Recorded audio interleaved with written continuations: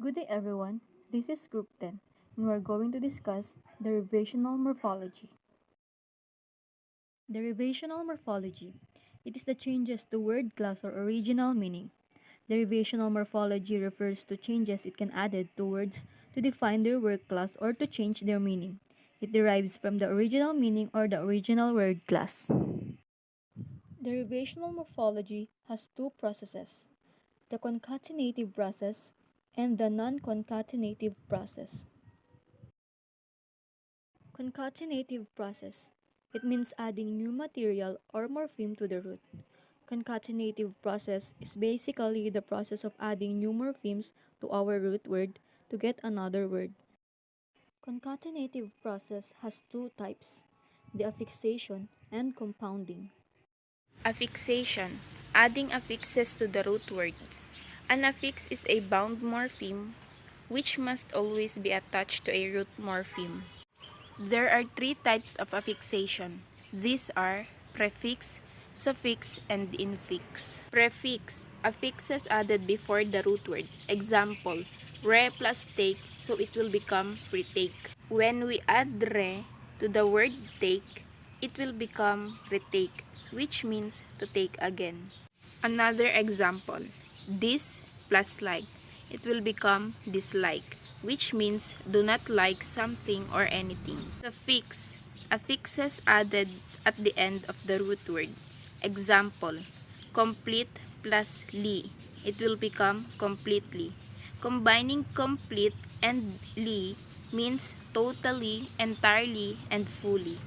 Another example, pain plus full, it will become painful.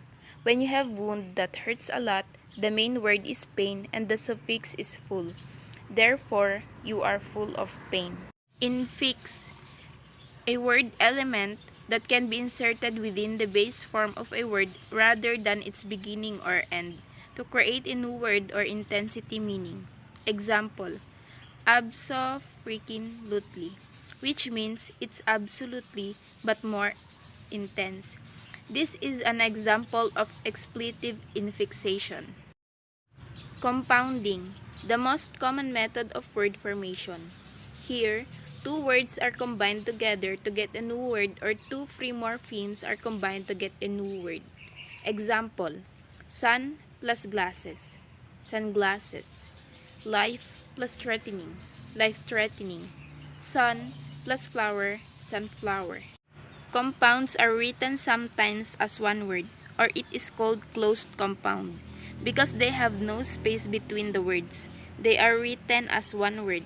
Example of that is the sunglasses. Sometimes as two hyphenated words, or it is called hyphenated compound. Example is life-threatening. The last one is open compound that is written in two words or separately. The example of that is the ice cream.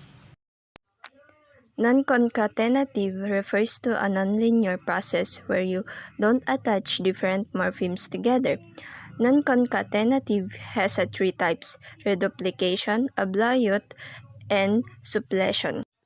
Non-concatenative morphology is a form of word formation in which the root is modified in a way other than by stringing morphemes together.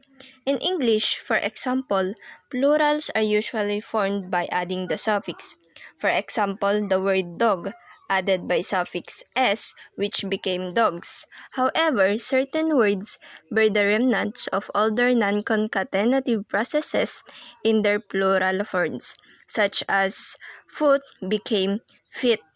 Okay, let's move on to the reduplication. So, reduplication is, when we say reduplication, it is the morphological process of forming a new word or repeating certain sounds of word or duplicating a word.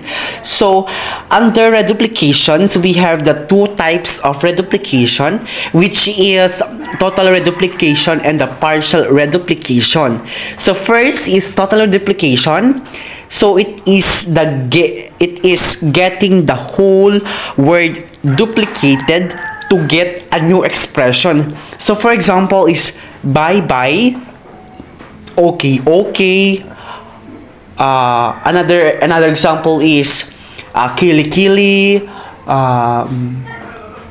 gaya-gaya, and haka-haka, and so on and so forth. So we're in partial reduplication. The first word is duplicated in a certain extent and has lightly changed or light change. So for example is the ding dong, zigzag, criss cross. Another example is okie dokie, Peter Panther, and so on and so forth. So let's move on to the other slides. Ablaut, process where a morpheme changes a phoneme inside of a root. Ablaut is a change in the stem vowel of a verb to indicate a change in the past participle. Ablaut is common in Germanic and is still seen in the system of strong verbs in both German and English. For example, man and men. Man is a singular and men is a plural. Foot and feet. Foot is a singular and feet is a plural. Another example is singular, boat, house, cat, river, and plural, boats, houses, cats, rivers. Suppletion is changing the root for a completely different form. You might know this as irregulars. It is also the occurrence of an unrelated form to fill a gap in a conjugation. For the first example, go. The past tense of the word go is went. Because in English, the word go is an irregular verb and it has a lot of uses, especially when we are moving from place to place. The second example also good. We cannot say that gooder or goodest, but instead better. The third example bad. We cannot say badder or baddest, but instead worse. And that would be all. Thank you for listening.